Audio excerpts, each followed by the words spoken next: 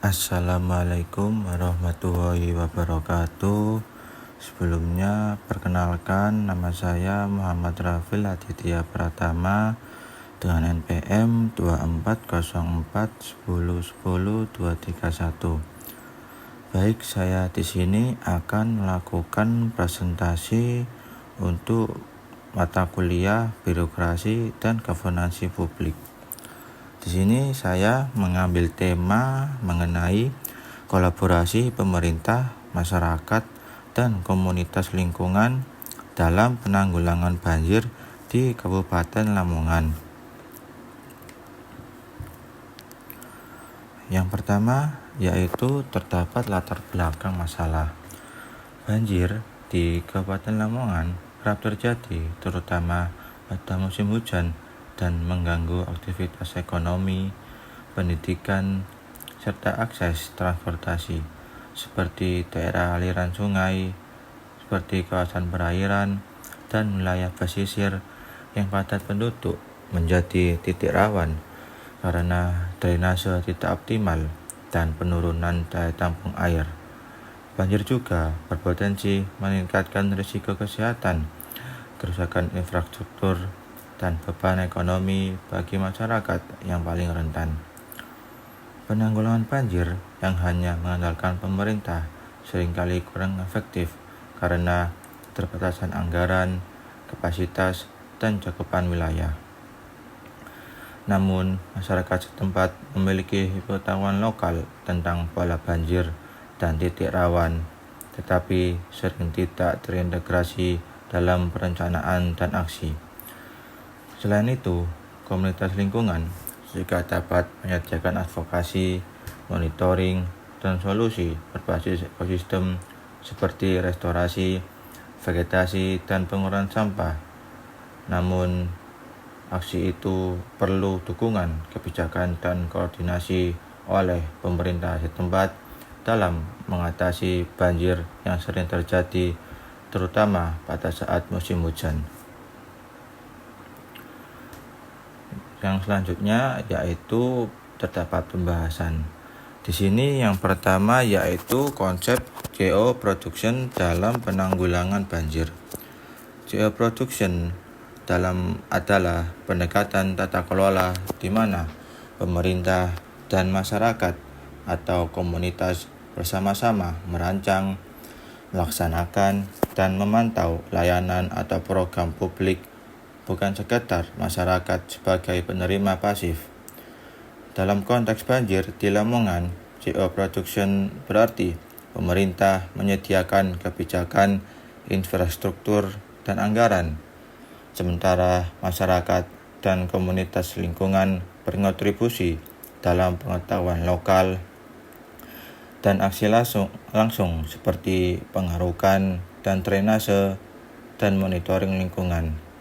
Sehingga pendekatan ini memungkinkan pemanfaatan sumber daya lebih efisien, respon lebih cepat terhadap kejadian banjir, dan peningkatan rasa kepemilikan masyarakat terhadap program penanggulangan.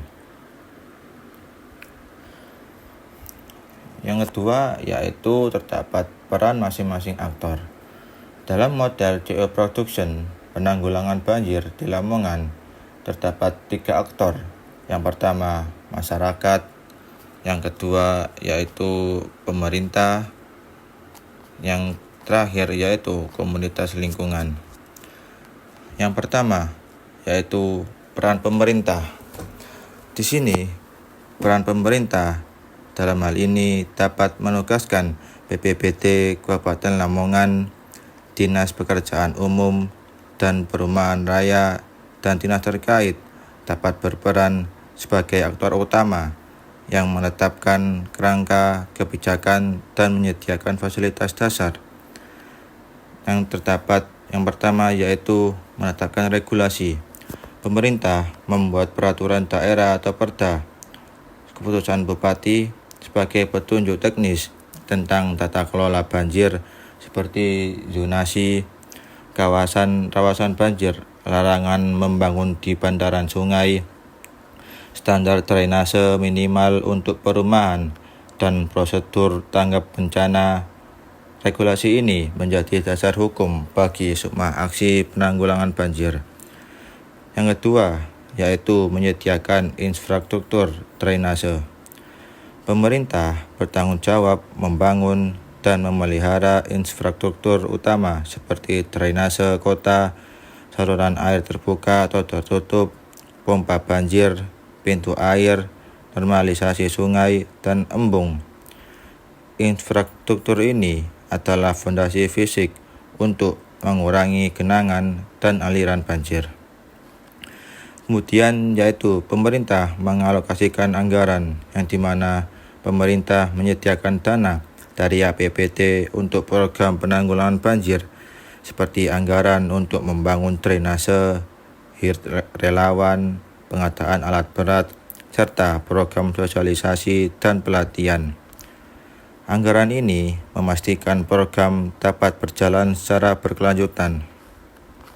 Yang kedua, yaitu adanya peran masyarakat atau warga. Masyarakat atau warga adalah aktor lapangan yang memiliki pengetahuan tentang kondisi lokal dan mampu melakukan aksi langsung. Pertama, pengetahuan lokal tentang titik rawan.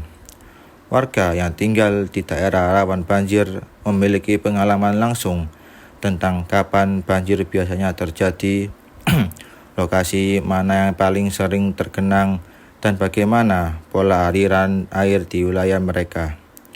Pengetahuan ini sangat berharga untuk perencanaan program yang tepat sasaran karena pemerintah mungkin tidak mengetahui detail lapangan seperti ini. Kemudian yang kedua yaitu partisipasi dalam aksi gotong royong.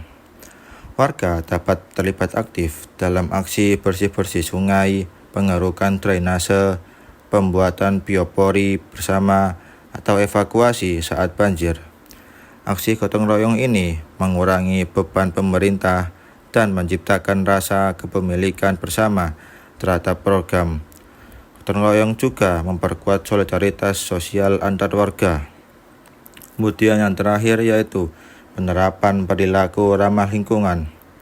Warga dapat berkontribusi dengan tidak membuang sampah ke sungai atau drainase, dapat mengurangi penggunaan air berlebihan, menanam pohon di pekarangan, dan menerapkan pengelolaan sampah rumah tangga dengan pemilihan atau composting. Perilaku ini mencegah penyumbatan drainase dan meningkatkan daya tampung air tanah. Yang terakhir yaitu peran komunitas lingkungan. Komunitas lingkungan atau LSM, kelompok pecinta alam, relawan lingkungan, atau organisasi komunitas seperti Forum Lingkrang Hijau Lamongan berperan sebagai aktor yang memberikan inovasi, pengawasan, dan solusi berbasis alam. Yang pertama, advokasi kebijakan. Komunitas lingkungan mendorong pemerintah untuk membuat atau memperbarui kebijakan yang lebih pro lingkungan seperti memperketat regulasi, pembangunan di kawasan riparian, meningkatkan anggaran untuk restorasi sungai, atau mengakui hak masyarakat dalam tata kelola banjir. Advokasi ini bisa melalui catatan kebijakan, pertemuan dengan pejabat, atau kampanye publik. Selanjutnya, monitoring kualitas lingkungan. Komunitas lingkungan melakukan pemantauan rutin terhadap kualitas air sungai, tingkat erosi, bantaran air sungai, kepadatan sampah di drainase, dan kesehatan vegetasi. Data monitoring ini digunakan untuk memberikan masukan kepada pemerintah tentang kondisi lingkungan dan efektivitas program. Monitoring juga berfungsi sebagai watchdog untuk memastikan pemerintah dan warga menjalankan tanggung jawab mereka. Selanjutnya yaitu solusi berbasis ekosistem. Komunitas lingkungan mengembangkan dan menerapkan solusi alamiah yang lebih berkelanjutan daripada infrastruktur konvensional. Kemudian yang terakhir yaitu pembuatan biopori. Mengajarkan dan membantu warga membuat lubang biopori di pekarangan untuk meningkatkan infiltrasi air tanah. Yang selanjutnya yaitu terdapat dampak dan tantangan. Untuk dampak dan tantangan di sini, dampak yang diharapkan dari geoproduction adalah pengurangan risiko banjir melalui aktor terpadu, peningkatan ketahanan masyarakat, dan tercipta tata kelola lingkungan yang inklusif. Masyarakat menjadi lebih mandiri dan responsif terhadap banjir, sementara pemerintah dapat mengalokasikan anggaran lebih efisien karena sebagian aksi dilakukan oleh warga dan komunitas. Namun, terdapat juga tantangan dan dampak dalam pengurangan risiko banjir tersebut. Yang pertama yaitu keterbatasan kapasitas dan kesadaran sebagian warga untuk berpartisipasi aktif. Di sini warga berpartisipasi aktif dalam menjalankan rekonstruksi alami, membangun tanggul alami dari vegetasi, ember penahanan air kecil atau filtrasi alami dari tanaman. Seperti contohnya konkret Lamongan Hijau yang melakukan advokasi agar Pemkab Lamongan memperketat regulasi pembangunan di bantaran sungai.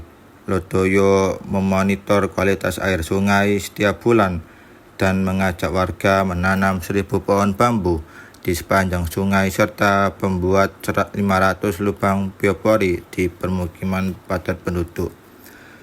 Yang kedua yaitu koordinasi antar aktor yang belum optimal karena perbedaan prioritas dan mekanisme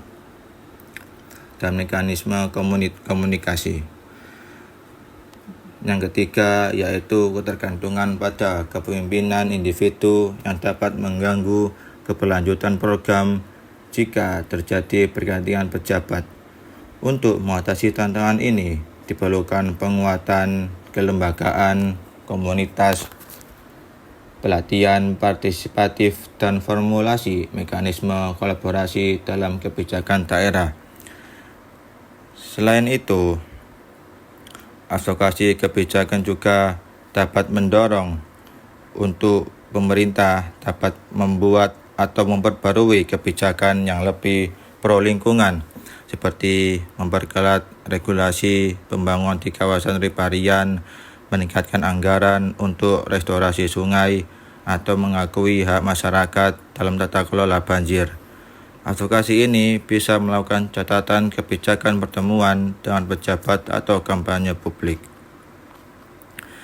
Kemudian untuk solusi berbasis ekosistem seperti menerapkan solusi alamiah yang lebih berkelanjutan daripada infrastruktur konvensional dan merestorasi vegetasi dengan menanam pohon bambu atau tanaman berakar kuat di bantaran sungai untuk mengurangi erosi, meningkatkan penyerapan air, dan mencegah tanah longsor.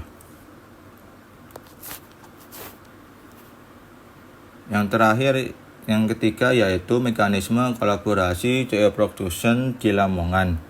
Mekanisme geoproduction di Lamongan dapat diwujudkan melalui pertama, forum koordinator multi aktor yang rutin diadakan untuk perencanaan bersama dan evaluasi program banjir.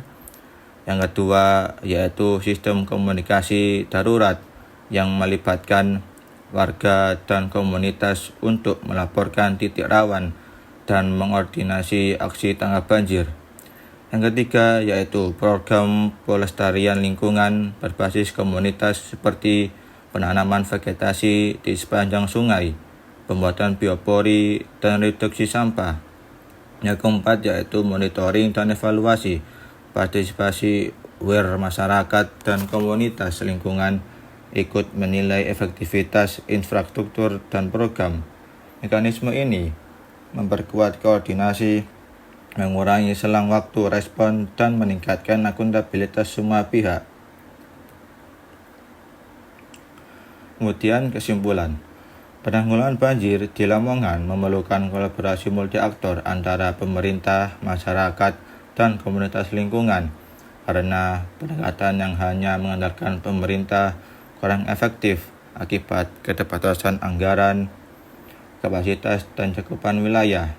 Pendekatan geoproduction menawarkan solusi tata kelola yang partisipasif, di mana pemerintah menyediakan kerangka kebijakan, infrastruktur, dan anggaran, sementara masyarakat berkontribusi melalui pengetahuan lokal dan aksi gotong royong, serta komunitas lingkungan memberikan advokasi. Yang terakhir yaitu saran. Pertama, diperlukan penguatan kelembagaan komunitas dengan membentuk dan memperkuat komunitas lingkungan di setiap kecamatan dan desa rawan banjir, menyusun struktur organisasi yang jelas, serta memberikan pelatihan manajemen organisasi dan teknik monitoring lingkungan. Yang kedua yaitu pelatihan partisipatif. Untuk masyarakat harus diselenggarakan secara rutin untuk melatih warga tentang penanggulangan banjir, pengelolaan sampah, dan penanaman vegetasi dengan metode praktik langsung. Yang ketiga yaitu formalisasi mekanisme kolaborasi dalam kebijakan daerah menjadi sangat penting dengan mengintegrasikan mekanisme geoproduction dalam perda atau kebijakan daerah tentang penanggulangan banjir. Yang keempat yaitu optimalisasi forum kolaborasi multi aktor dilakukan dengan melaksanakan forum minimal 1 kali per bulan di tingkat kecamatan dan 1 kali per 3 bulan di tingkat kabupaten, menyusun agenda forum yang jelas untuk perencanaan dan evaluasi program. Kemudian di sini daftar pustakanya. Baik, terima kasih untuk presentasi kali ini. Kurang dan lebihnya saya mohon maaf. Assalamualaikum warahmatullahi wabarakatuh.